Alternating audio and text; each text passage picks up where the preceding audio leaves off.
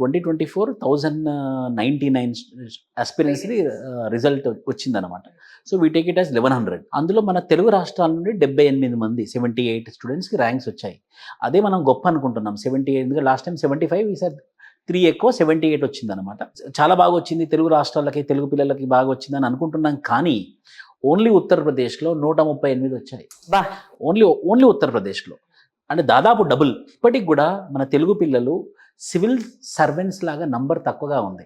మీరు నోటీస్ చేస్తే హైయెస్ట్ బ్యూరోక్రసీకి వెళ్తే ఏ సెక్రటరీనో, అడిషనల్ సెక్రటరీనో, చీఫ్ సెక్రటరీ ఎవరు చూసినా కూడా నార్త్ ఇండియన్స్ ఎక్కువ ఉంటారు మన ఆంధ్రప్రదేశ్లో, తెలంగాణలో. I understand. సో ఇంకా ఎంపవర్మెంట్, అవేర్నెస్ రావాల్సిన అవసరం ఉంది సివిల్ సర్వీసెస్ మీద.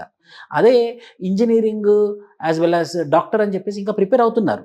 అంటే బ్యూరోక్రసీలో ఉంటే ఏంటంటే పాలసీ మేకింగ్లో, పాలసీ ఇంప్లిమెంటేషన్లో మన వాళ్ళకే యూజ్ అయ్యే విధంగా చేయొచ్చు. కరెక్ట్. 2 ఉంటాయి. ఇంజనీరింగ్ జాబ్ దొరకడం ఈజీ, కానీ బాగా కష్టపడాలి లైఫ్ లాంగ్. సివిల్ సర్వీసెస్ ఏదైనా గవర్నమెంట్ జాబ్ అయినా కూడా, ఏ గవర్నమెంట్ జాబ్ అయినా కూడా రావడం కష్టం, కానీ లైఫ్ అంతా ఈజీ ఉంటుంది.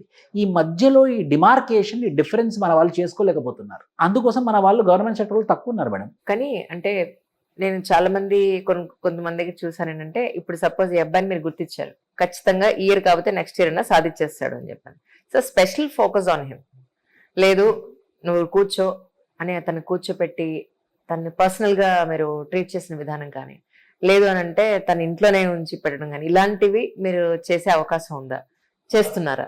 ఫర్ ఎగ్జాంపుల్ మేడం, మేము ఒక వీడియో చేసాం, మీకు పంపిస్తాను నేను.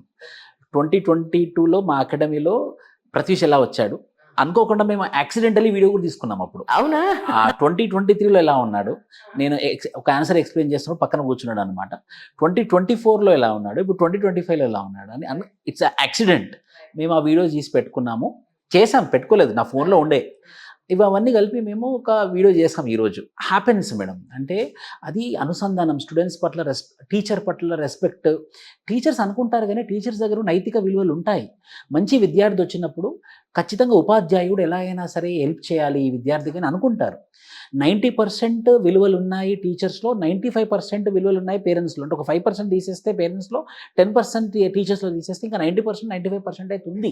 ఉన్నారు. అప్పుడు వాళ్ళు ఐడెంటిఫై చేసి ముందుకు తీసుకెళ్తే మాత్రం ఖచ్చితంగా రిజల్ట్ అనేది వస్తుంది. అవును, అవును. ఇంకా అందరు అంటారు బయట కమర్షియల్ ఎలిమెంట్ ఉంది, అందరూ అలా ఏం లేదు మేడం. అకాడమీస్ ఎలా ఉన్నాయంటే సార్, టు బి ఫ్రాంక్, అంటే నాకు చాలా మంది స్టూడెంట్స్ ఇన్స్టాలో మెసేజ్ చేస్తూ ఉంటారు, మ్యామ్ మేము ఎగ్జామ్లు రాసాం, టెస్ట్ సిరీస్ రాసేసాం, మాకు ఇంకొక 3-4 రోజులే టెస్ట్ ఉంది, కనీసం ఈ మార్క్స్ ఎలా వచ్చాయని కరెక్షన్ కూడా మాకు అవ్వలేదు. ఎలా తెలుస్తుంది మాకు మేము ఎక్కడ తప్పున్నాం, ఎక్కడ ల్యాగ్ ఉన్నాం అనేది మాకు ఎలా తెలుస్తుంది? సో ఇంత పే చేస్తున్నా మాకు న్యాయం జరగట్లేదు అన్నది చాలా మంది కంప్లైంట్ చేస్తూ ఉన్నారు. మేము దానికి ఒక మెకానిజం, మా అకాడమీలో ఏం చేశాను ఎగ్జాంపుల్ చెప్తాను. మేము ఒక మెకానిజం పెట్టాము. ఎవరైతే రాస్తున్నారో వాళ్ళకి మేము గూగుల్ షీట్లో ఎంటర్ చేస్తాం అనమాట. వాళ్ళు ఎవాల్యుయేషన్ అయిపోయిన తర్వాత, ఎవాల్యుయేషన్ అయిపోయింది అలా ఎస్ఆర్ నో అని చెప్పేసి మళ్ళీ గూగుల్ షీట్లో ఎంటర్ చేస్తాం. సో అది అందరికి అందుబాటులో ఉంటుంది, తెలిసిపోతుంది మళ్ళీ ఏమేమి రిమార్క్స్ పెట్టారు టీచర్స్కి అని చెప్పేసి ఒక క్రిస్ప్గా ఉంటుంది.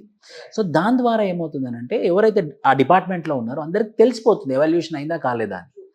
అలాంటి సిస్టమ్స్ మనం అడాప్ట్ చేసుకోవాల్సిన అవసరం ఉంటుంది. ఇప్పుడు 2025కి ఎవరైనా రెడీగా ఉన్నారండి? ఇలాంటి స్టూడెంట్ ఎవరైనా ఉన్నారా? ఒకళ్ళ ఇద్దరా? ఈసారి 11 మెంబర్స్ని సెలెక్ట్ చేసుకున్నాం. ఓహో, వాళ్ళకి స్పెషల్ అనేది ఏం లేదు, బట్ వాళ్ళు కూడా ఒక సేమ్ ప్రత్యూష్కు ఉన్నటువంటి క్యారెక్టర్స్ ఉన్నాయి, ప్రత్యూష్కు ఉన్నటువంటి మొండి పట్టుదల ఉంది. సో వాళ్ళకి ఏం లేదు మేడం, వాళ్ళు బాగా హార్డ్ వర్క్ చేస్తారు. టీచర్ అని మేము పెద్ద గొప్పగా ఏం పనిచేయం, వాళ్ళకి అవసరమైనప్పుడు అందుబాటులో ఉంటే చాలు. కరెక్ట్, అంతే. ఇప్పుడు ఓపెన్గా చెప్పాలంటే ఆయన ర్యాంకులో నా కాంట్రిబ్యూషన్ చాలా మినిమల్, కానీ అందుబాటులో ఉంటే సరిపోతుంది మేడం ఏ టీచర్ అయినా కూడా. కానీ మీరు అంటే ఢిల్లీలో అక్కడెక్కడ ఏమి ప్రిపేర్ అవ్వలేదు మీరు? నేను 20లో నేను పాస్ అవుట్ అయ్యాను గ్రాడ్యుయేషన్ చేసి, బట్ అప్పుడు లాక్డౌన్. సో అప్పుడు ఆన్లైన్ కోచింగ్ ఇది కూడా స్టార్ట్ అవ్వలేదు. నేను ఇంకా మీరు చెప్పినట్టు మీ వీడియోస్ చూడడము, లేదంటే మీ వీడియోస్లో టాపర్ టాక్స్ చూసి వాళ్ళు నోట్ ఫిల్టర్ చేసుకోవడం, అక్కడ యూట్యూబ్లో ఎక్కడ క్లోజ్ పెట్టడం, చిన్న చూసి నేర్చుకుంటూ వచ్చాను. 22కి 23కి ఒక ఆన్లైన్ కోవిడ్ పోయి అక్కడ ఆన్లైన్ కోర్సెస్ తీసుకొని ఇంట్లో కూర్చొని చదువుకున్నాను. దాని తర్వాత జిఎస్ అంతా మిస్, బట్ నేను క్లియర్ చేయనప్పుడు సార్ దగ్గరికి వచ్చి సార్ దగ్గర నేను ఆంథ్రోపాలజీ ఆప్షనల్ తీసుకున్నాను. దాంతోపాటు హైదరాబాద్లో ఉండి సార్ దగ్గరే టెస్ట్ సిరీస్ అన్ని తీసుకొని చేశాను. రైట్. చాలా మంది వాట్సాప్ గ్రూప్స్లో జాయిన్ అవుతారు, వాళ్ళు ఏం చేస్తున్నారు, వీళ్ళు ఏం చేస్తున్నారు, ఈరోజు టెస్ట్ సిరీస్లో వీళ్ళకి ఎన్ని వచ్చాయి, ఎలా రాశారు, మెయిన్ పాయింట్స్ అండర్లైన్ చేశారా, లేదంటే హెడింగ్స్ పెట్టారా, లేదంటే డిఫరెంట్ కలర్స్ పడారు, ఇవన్నీ డయాగ్రామ్స్ వేసారు, ఇవన్నీ మాడేసుకుంటుంటారు. అమ్మ మొబైల్ ఏదో చేస్తారు, నేను ఏదో లాగ్ ఉన్నానేమో అని టెన్షన్ వీళ్ళకుంటుంది. ఇలాంటి ఒక కాంపిటేటివ్ ఎన్విరాన్మెంట్ లో మనల్ని మనం కరెక్ట్ గా స్టేబుల్ గా ఉంచుకోవడం ఎలా అంటే ఏం చెప్తారు? ఫస్ట్ థింగ్ యాంగ్జైటీ రిలీవ్ చేసుకోవాలి ma'am. Stress factors, stress busters ఉండాలి. It can be anything. నేను యాక్చువల్లీ క్రికెట్ ఆడుతూ ఉంటాను మ్యామ్. ఇక్కడే హైదరాబాద్లో బాక్స్ క్రికెట్ ఎక్కువ. ఇక్కడ గ్రౌండ్స్ లేవు కాబట్టి బాక్స్ క్రికెట్ ఉంటుంది. నా ఫ్రెండ్స్ అందరూ తిట్టుకుంటారు, సండే అయిందంటే స్టార్ట్ చేశాడు రా వీడు బాక్స్ క్రికెట్. కానీ మాకు టీం ఉండేది, మేము వెళ్ళి బాక్స్ క్రికెట్ ఆడుతూ ఉంటాము. దాని తర్వాత నా ఫ్రెండ్స్ ఉన్నారు, మేము కాలేజ్ ఫ్రెండ్స్, సిద్ధార్థ్ అని, జీవన్ అని, వినయ్ అని. సో వీళ్ళు ఏమంటే నాకు 1 hour ఓన్లీ సోది డైలీ నైట్. వాళ్ళు అక్కడ పోస్ట్ గ్రాడ్యుయేషన్ చేస్తున్నారు వాళ్ళు. సో నాతో ఓన్లీ ఇంకా నాకున్న స్ట్రెస్ అంతా రిలీవ్ అయిపోతుంది. సో ఇక్కడ నాకు కూడా పేరెంట్స్ నుంచి స్ట్రెస్ లేదు. సో ప్లస్ ఎగ్జామ్ యాంగ్జైటీ అంటే ఆబ్వియస్గా అది ఎవరన్నా మంచిగా రాస్తే మ్యామ్ మోర్ దెన్ ఫీల్ అవడం కంటే ఎక్సైట్మెంట్. ఓకే ఇది నేను ఇంకాపరేట్ చేసుకుంటే ఎలా ఉంటుంది, viewing the other dimension of it. So ఎక్సైట్మెంట్తో చూస్తాం అనమాట. సో వాళ్ళు ఇంకో పెన్ను అలాంటి డయాగ్రామ్ చేస్తే నేను కూడా ఒక టెక్నిక్ నేర్చుకొని నేను రెప్లికేట్ చేస్తాను బెటర్గా. సో ఈ యాటిట్యూడ్ ఉంటే, స్ట్రెస్ బస్టర్స్ ఉంటే. ఇప్పుడు ఇందుకు ఇంటర్వ్యూకి ఎలా వెళ్ళారు? ప్రాపర్ కోటు అది అంతా అవునా? ఇలాగే ఎందుకు నేను వెరైటీగా వెళ్దామని అనిపించలేదా? మిమ్మల్ని చూస్తే నాకు అలా అనిపించింది. Civil service is professional job. వాళ్ళు ఒక కండక్ట్ డెకరం మెయింటైన్ చేయాలని ఎక్స్పెక్ట్ చేస్తారు. సో ఐ థాట్ అలాగే సేమ్ ఎలా అయితే బ్లాక్ ఆర్ బ్లూ కోట్ అంటారు కదా, బ్లూ కోట్ వేసుకొని అలాగే వెళ్ళాను పద్ధతిగా. ఎవరు వచ్చారు మీతో పాటు? మాతో పాటు మా డాడీ వచ్చారు మ్యామ్, అలాగే మా మావయ్య గారు ఉన్నారు. So is like part and parcel of full my preparation. ఇప్పుడు డిఎస్పీగా చేస్తున్నారు ఎక్సైజ్ డిపార్ట్మెంట్లో. ఓకే. సో ఆయన వచ్చి పర్సనల్ సపోర్ట్ చేశారు. సో మా తర్వాత మా ఫ్యామిలీ ఫ్రెండ్స్ వచ్చారు కొంతమంది.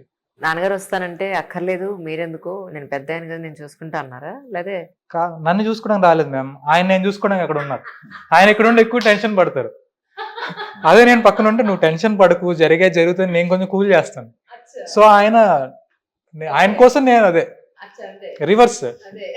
సో యాక్చువల్లీ ఇంకొక పాయింట్ మెన్షన్ చేయాలి మ్యామ్.